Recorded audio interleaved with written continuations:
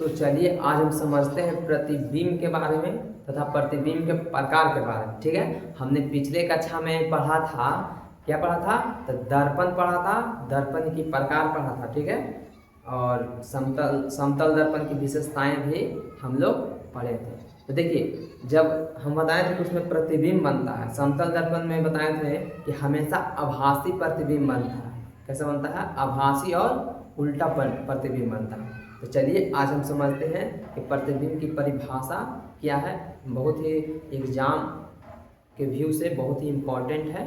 चलिए देखिए, प्रतिबिंब, तो प्रतिबिंब के मतलब होता है ना, किसी बिंदु स्रोत से आती हुई प्रकाश की किरणें। किसी बिंदु स्रोत मतलब जैसे सूर्य, तो सूर्य के क्या है? सूर्य से प्रकाश आ रहा है, तो किसी बिंदु स्रोत से आती हुई प्रकाश की किरणें परावर्तन या अपवर्तन के बाद, क्या? परावर्तन या अपवर्तन के बाद जिस बिंदु पर मिलती है या मिलती हुई प्रतीत होती है, चाहे तो उस बिंदु पर मिल जाएगा या मिलते हुए हमको अनुभव होगा, प्रतीत होगा कि मिल रहा है, उसे क्या कहते हैं? प्रतिबिंब या इमेज कहते हैं। इसका दूसरा नाम छवि भी है। क्या है? छवि।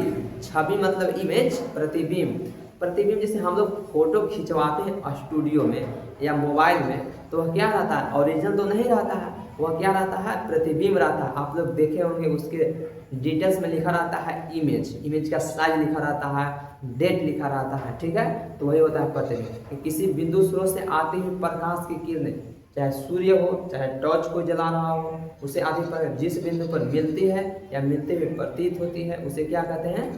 हम प्रतिबिंब कहते हैं। देखिए परिभाषा लिखा हुआ है, किसी बिंदु स्रोत से आती हुई प्रकाश की किरणें। किरणें मतलब समझ गए ना, प्रकाश परावर्तन या अपवर्तन के बाद। परावर्तन के मतलब क्या हुआ कि उस पर पड़ा और फिर लौट गया। परावर्तन बताए थे, प्रकाश का परावर्तन। अपवर्तन अभी ना बताए, अपवर्तन तो समझिए ना कि प्रकाश उसके आर पार हो जाता है। अपवर्तन के बाद जिस बिंदु पर मिलती है, जिस बिंदु पर मिल रही है या मिलते हुए प्रतीत हमको हो रहा है कि हाँ वहां पर मिल रहा है, तो वह प्रतिबिंब कहलाता है, अर्थात वह इमेज कहलाता है। ठीक है, अब देखिए प्रतिबिंब के प्रकार यानी टाइप्स ऑफ इमेज। तो प्रतिबिंब कितने प्रकार होते हैं? तो प्रतिबिंब दो प्रकार के होते हैं। कितने प्रकार के? दो प्रकार के। पहला होता है आपका वास्तविक प्रतिबिंब और दूसरा होता है आपका काल्पनिक प्रतिबिंब। यानी काल्पनिक प्रतिबिंब को ही आभासी प्रतिबिंब कहा जाता है। ठीक है, तो देखिए प्रतिबिंब के परिभाषा में ही दोनों का परिभाषा छिपा हुआ है। तो देखिए आपको एक बार बता देता हूँ, याद हो जाएगा। जैसे में देखिए वो बोलेंगे ना, किसी बिंदु स्रोत से आती हुई प्रकाश की किरणें परावर्तन या अपवर्तन के बाद, ये जरूर परिभाषा में जोड़ देंगे। क्या? कि किसी बिंदु स्रोत से आती हुई प्रकाश की किरणें परावर्तन या अपवर्तन के बाद जिस बिंदु पर मिलती है, अगर मिलती है तो वास्तविक प्रतिबिंब हो गया। और वर्चुअल कब होगा? आभासी कब होगा? मिलती हुई प्रतीत होगा। तो हमने वही परिभाषा लिखाया। ठीक है, तो देखिए लिखवाए हैं वास्तविक प्रतिबिंब, तो यानी रियल इमेज इसको बोलते हैं। रियल मतलब वास्तविक, किसी सच्चा, किसी बिंदु स्रोत से आती हुई प्रकाश की किरणें परावर्तन को समझ रहे हैं या अपवर्तन के बाद जिस बिंदु पर मिलती है, वास्तविक प्रतिबिंब कहलाता है। ठीक है, अब देखिए एक पॉइंट है ना कि वास्तविक प्रतिबिंब को पर्दे पर उतारा जा सकता है। वास्तविक प्रतिबिंब को पर्दे पर उतारा जा सकता है। पर्दा पर उतारा जा सकता है कि मतलब इसको हम इमेज ड्रॉ कर सकते हैं। पर्दा कहने का मतलब ये हुआ। ठीक है, अब एक होता और वास्तविक प्रतिबिंब। देखिए वास्तविक प्रतिबिंब हमेशा क्या होता है? लिख लीजिएगा ये, वास्तविक प्रतिबिंब हमेशा उल्टा होता है। क्या होता है? वास्तविक प्रतिबिंब हमेशा उल्टा होता है, जबकि काल्पनिक प्रतिबिंब यानी आभासी प्रतिबिंब हमेशा क्या होता है? सीधा होता है। इसलिए देखिए अब देखिए, तो यहाँ काल्पनिक प्रतिबिंब की परिभाषा लिखते हैं, यानी वर्चुअल इमेज इसको बोलते हैं। क्या बोलते हैं? Virtual image. देखिए किसी बिंदु स्रोत से आती हुई प्रकाश की किरणें परावर्तन या अपवर्तन के बाद जिस बिंदु पर मिलते हुए प्रतीत होगा कि हाँ यहाँ बिंदु को मिल रहा है, हम लोग काल देखिए प्रतीत होगा, उसे आभासी प्रतिबिंब कहते हैं। यहाँ समझिएगा, आभासी प्रतिबिंब को हम लोग डॉटेड लाइन से दिखाते हैं। किस लाइन से? डॉट डॉट यानी डॉटेड लाइन मतलब डॉट डॉट वाला लाइन से दिखाते हैं, पता चलता है कि मिलती हुई प्रतीत हो रहा है। ठीक है, अब देखिए यहाँ पर लिखा हुआ है कि वास्तविक प्रतिबिंब को पर्दे पर उतारा जा सकता है लेकिन काल्पनिक प्रतिबिंब को नहीं। एक और आप लोग लिख लीजिएगा, वास्तविक प्रतिबिंब हमेशा, वास्तविक प्रतिबिंब यहाँ पे लिख देते हैं, वास्तविक प्रतिबिंब नोट में, वास्तविक प्रतिबिंब उल्टा होता है, शॉर्ट में लिख देते हैं, वास्तविक प्रतिबिंब उल्टा होता है और काल्पनिक प्रतिबिंब कैसा होता है, तो काल्पनिक प्रतिबिंब सीधा होगा यानी स्ट्रेट होगा, अभी क्या होगा, उल्टा होगा। अब देखिए समझने का प्रयास कीजिएगा। अब देखिए दर्पण से जुड़े कुछ महत्वपूर्ण परिभाषाएं, डेफिनेशन यानी some definition related to mirror. ठीक है, some definition related to mirror, mirror से जुड़ी कुछ डेफिनेशन को हम लोग जानते हैं और जानना जरूरी भी है ताकि अच्छे से समझ में आ सके। देखिए तो यह दर्पण है, कैसा दर्पण है आप लोग देख सकते हैं, इसका परावर्तक सतह धंसा हुआ है, धंसा हुआ है मतलब अंदर की ओर है। तो अवतल हम बताएं थे कि अव मतलब क्या होता है अंदर, और तल मतलब उसका परावर्तक तल धंसा है, तो धंसा रहेगा तो कौन सा दर्पण होगा, अवतल दर्पण। तो अवतल दर्पण में देखिए क्या है, मुख्य अक्ष है, इसको बोलते हैं प्रधान अक्ष। क्या बोलते हैं, इसको बोलते हैं प्रधान अक्ष, प्रधान अक्ष, इसी का नाम है मुख्य अक्ष भी बोलते हैं, मुख्य अक्ष, प्रिंसिपल एक्सिस बोलते हैं। ठीक है, इसको बोलते हैं वक्रता केंद्र। यह क्या है, वक्रता केंद्र, इसको सी से सूचित करते हैं। अभी आपका हो गया फोकस, क्या हो गया, फोकस हो गया। तो देखिए यहाँ पर हम सभी परिभाषाओं को विस्तार से समझते हैं।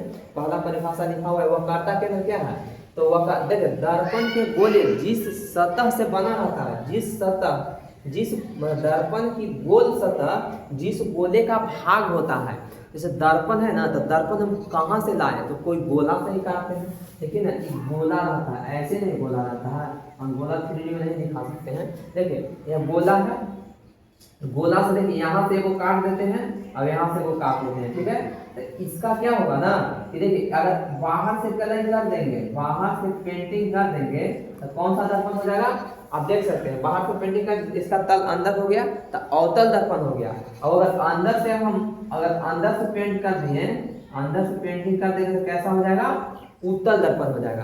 तो इसका एक केंद्र होगा, केंद्र मतलब सेंटर, इसका एक सेंटर होगा, तो इसी सेंटर को क्या कहते हैं, वक्रता केंद्र कहते हैं। ठीक है, यानी देखिए लिखा हुआ है कि दर्पण की गोल सतह जिस गोले का भाग होता है उसके केंद्र को हम वक्रता केंद्र कहते हैं, और वक्रता केंद्र को सी से सूचित किया जाता है। किससे सूचित किया जाता है, सी से सूचित किया जाता है। देखिए यहाँ पर लिखा हुआ है कि दर्पण की गोल सतह जिस गोले का भाग होता है उस गोले के केंद्र को, केंद्र मतलब सेंटर, बीच वाला भाग को कहते हैं वक्रता केंद्र कहते हैं, इसे सी से सूचित किया जाता है। अब देखिए एक और हम आगे बताते हैं, आप लोग तब तक इसको लिख लीजिए।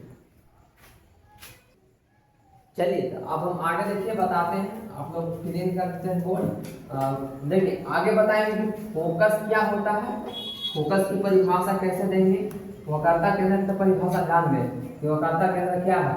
तो वक्रता केंद्र मतलब जिस गोले के हम सतह लेते हैं, जिस गोले की सतह लेते हैं और उस गोला का एक केंद्र होगा और उसी केंद्र को क्या कहते हैं, उसी केंद्र को तो कहते हैं वक्रता केंद्र यानी सेंटर ऑफ कर्वेचर। ठीक है, इसको कौन से सूचित किया जाता है, इसको सी से सूचित किया जाता है। क्या से सूचित किया जाता है, सी से सूचित किया जाता है। अब समझते हैं आगे कि फोकस क्या होता है, क्या होता है, फोकस क्या होता है। तो देखिए फोकस पहले समझा देते हैं। जैसे फोकस का मतलब हुआ ना कि यहाँ पर क्या है, ये दर्पण है, क्या है, उत्तल दर्पण, यहाँ अवतल अवतल दर्पण है। कैसा दर्पण है, अवतल दर्पण है। और अवतल दर्पण में क्या होता है, यहाँ पर होता है ध्रुव, क्या होता है, ध्रुव, इसको पी से सूचित किया जाता है।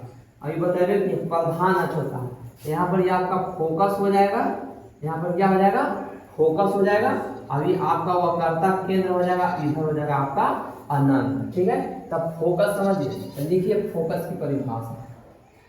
फोकस, फोकस क्या है, चलिए इसको फोकल बोलते हैं। फोकस की परिभाषा लिख सकते हैं, फोकस क्या है। तो देखिए, किसी बिंदु स्रोत से आती हुई प्रकाश की किरण, लिखेंगे किसी बिंदु स्रोत से, किसी बिंदु स्रोत से आती हुई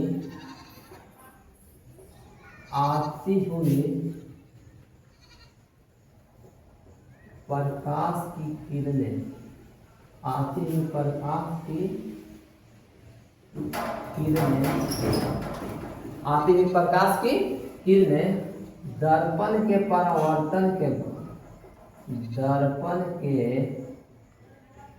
दर्पण के परावर्तन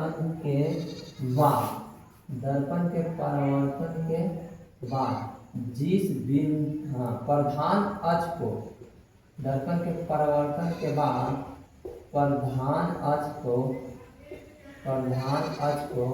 जिस बिंदु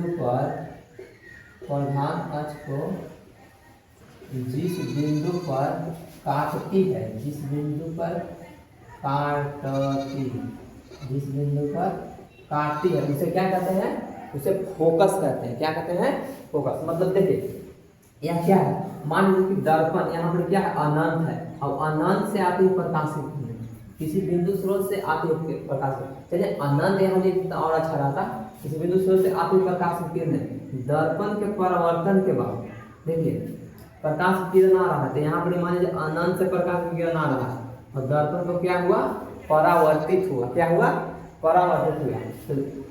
तो प्रधान उसको कोई बिंदु पर तो काटेगा तब ना परावर्तित होगा। कि दर्पण पर अभी आपतित हो रहा है, दर्पण पर आपतित होने के बाद परावर्तित होगा, तो जिस बिंदु पर काटेगा ना उसी को क्या कहते हैं, फोकस करते हैं। ठीक है, अब इसे एक से सूचित किया जाता है, लिख सकते हैं, इसे एक से सूचित किया जाता है। सूचित किया जाता है, एक से सूचित किया जाता है। ठीक है, तो ये हो गया, फोकस हो गया।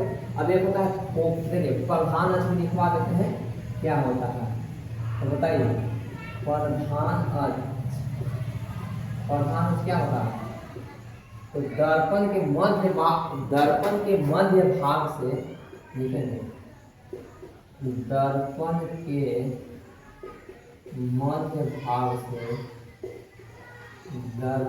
मध्य भाग से गुजरने वाले रेखा को, दर्पण के मध्य भाग से गुजरने वाला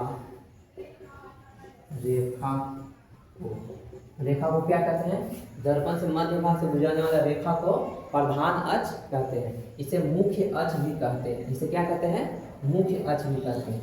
चलिए ठीक है, अब देखिए, अब लिखवाते हैं वक्रता केंद्र तो हो गया। अब ध्रुव क्या लिख सकता है, ठीक है, ध्रुव, इसको अंग्रेजी, इसको लिख लीजिए आप प्रिंसिपल एक्सिस, इसको अंग्रेजी बोलते हैं। क्या बोलते हैं, इसको बोलते हैं प्रिंसिपल एक्सिस,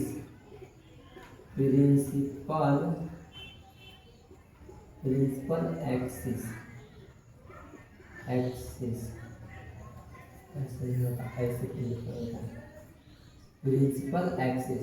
अब लिखिएगा ध्रुव क्या, ध्रुव यानी इसको बोलते हैं पोल। क्या बोलते हैं, अंग्रेजी में पोल। तो लिखेंगे कि दर्पण के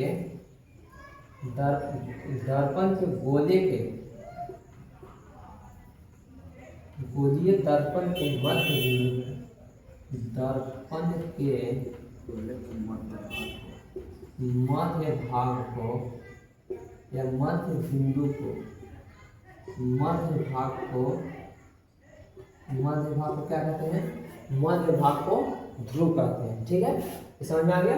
ये दर्पण है, इसके मध्य भाग यहाँ पर ही है, मध्य भाग ये हुआ, इसी को क्या कहते हैं, इसी को पोल कहते हैं, ध्रुव कहते हैं। इसे P से सूचित किया जाता है। इसे P से सूचित किया जाता है। इसे क्या से सूचित किया जाता है, तो कोई पूछेगा तो क्या बताइएगा, P से सूचित किया जाता है। ठीक है, अब एक होता है फोकस दूरी, फोकल लेंथ जिसको बोलते हैं, फोकस दूरी। तो फोकस दूरी किसे कहते हैं बताइए आप लोग। फोकस दूरी का मतलब हुआ ना, देखिए फोकस और ध्रुव के बीच की दूरी को क्या कहते हैं, फोकस दूरी कहते हैं। यहाँ लिखिएगा फोकस,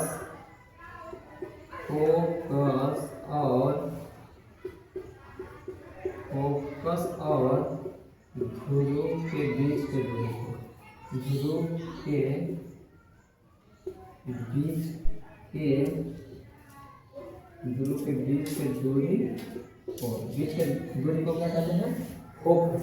यानी कहने का मतलब है कि ए एंड पी के बीच, ए और पी के बीच की दूरी को क्या कहते हैं, फोकस दूरी कहते हैं। इसे स्मॉल एफ से सूचित किया जाता है, इसे स्मॉल एफ से सूचित किया जाता है। यहाँ लिखेंगे क्या, किया जाता है। ठीक है, इतना बात समझ में आ गया। अब देखिए इसे स्मॉल एफ से सूचित किया जाता है। अब आगे क्या है, एक होता है वक्रता त्रिज्या, लास्ट पर क्या है, वक्रता त्रिज्या, क्या, सेंटर ऑफ रेडियस, इसको क्या बोलेंगे, सेंटर ऑफ, इसको क्या बोलेंगे, रेडियस, सेंटर ऑफ रेडियस। अब देखिए सेंटर ऑफ रेडियस का मतलब होता है ना, तो इसको क्या बोलेंगे, ध्यान दीजिए कि वक्रता केंद्र सी और पी के बीच के दूरी को, सी और पी के बीच के दूरी को क्या कहते हैं, बीच की दूरी को कहते हैं, पी के बीच की दूरी को क्या कहते हैं, सी और पी के बीच की दूरी को क्या कहते हैं, वक्रता त्रिज्या। इसे आर से सूचित किया जाता है, इसे आर से सूचित किया जाता है। ठीक है, लिखिए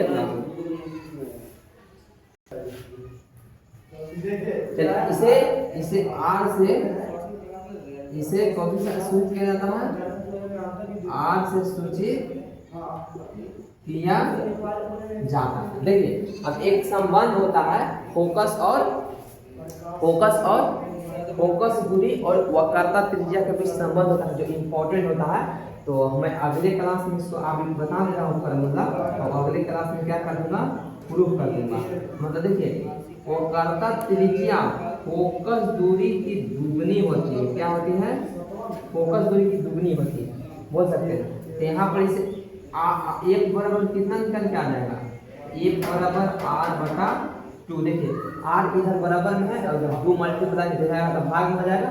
हम ऐसे जानते हैं कि वक्रता त्रिज्या फोकस दूरी की क्या होती है, दुगनी होती है, और फोकस दूरी वक्रता त्रिज्या की आधी होती है। तो ऐसे समझिएगा, इसमें बड़ा कौन है, तो बड़ा कौन है, वक्रता त्रिज्या। तो वक्रता त्रिज्या में 2 से गुना हो जाएगा।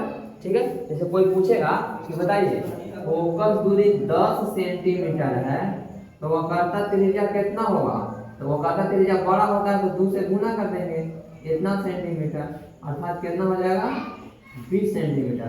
और कोई पूछेगा कि वक्रता त्रिज्या 50 सेंटीमीटर है, कितना है, 50 सेंटीमीटर। तो फोकस दूरी क्या होता है, फोकस दूरी क्या होता है, वक्रता त्रिज्या की आधी होती है। तो 50 बटा कितना हो जाएगा, 2, यानी 25 बार में कट जाएगा, इसलिए एक बराबर कितना हो जाएगा, 25 सेंटीमीटर हो जाएगा। समझ में आ गया होगा, उम्मीद है। तो चलिए आज के लिए इतना ही, फिर मिलते हैं अगले क्लास में। धन्यवाद, जय हिंद।